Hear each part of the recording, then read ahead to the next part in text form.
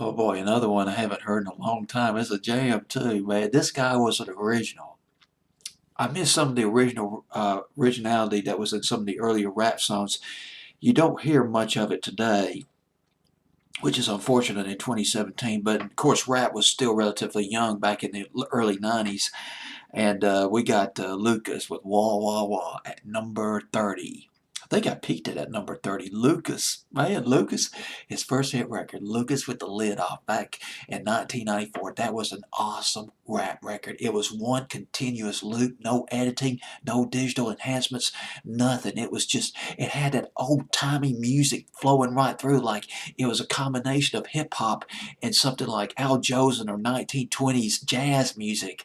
And it was just it was an awesome, it was like a sort of like a sample. It was just, and he raps. He just he does this little bebop thing on top of the musical track. Lucas with a Lid Off, one of the most brilliant tracks that ever came out as far as hip hop goes back in 1994. Love to hear more of that type of thing in today's rap music. Want to hear something like that, and I'm sure there are some, I'm sure, that are like that, but still.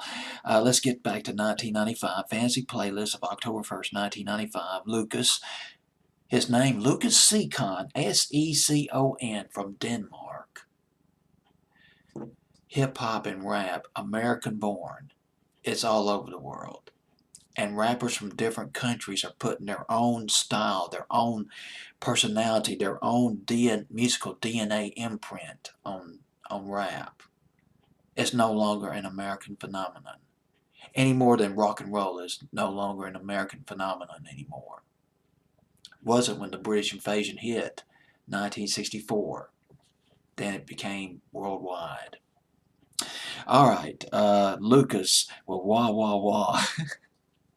Boy, that was one general lecture right there. Sounded like a dang college professor.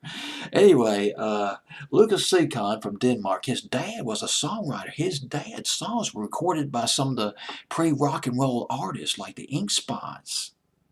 Your great-grandparents might remember the Ink Spots back in the 1940s. And Rosemary Clooney, Nat King Cole, although Nat King Cole did have some hits going into the rock and roll era. As a matter of fact, he had a few hit records going into the early 60s.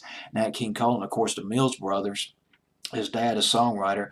Lucas Secon debuted in 1990 to Rap My World Around You. To Rap My World Around You in 1990. He signed with an East Coast imprint of the Atlantic record label called Big Beat in 1993 and released his I guess his second album.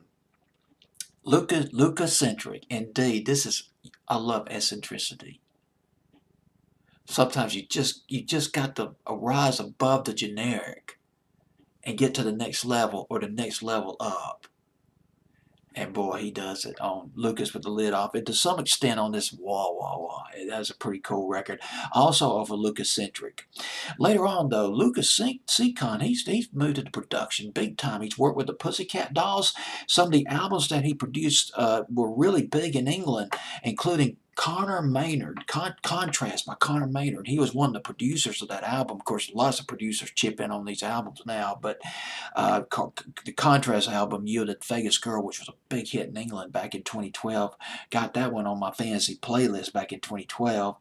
And he also produced Kylie Minogue's Aretha. Yes, Kylie Minogue. He was one of the producers among like 5 or 6 other producers, I think. As a matter of fact, he co-wrote the song, one of the songwriters of Get Out of My Way, which was a hit for Kylie Minogue back in 2010 in England, went to number 12 in Britain. It was also on my fantasy playlist back in 2010.